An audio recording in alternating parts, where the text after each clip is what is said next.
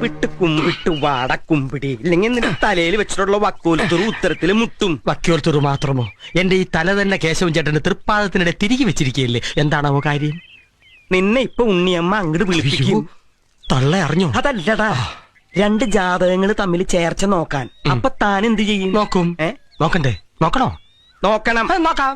പക്ഷെ എങ്ങനെ നോക്കിയാലും ജാതകങ്ങൾ തമ്മിൽ ചേരാൻ പാടില്ല.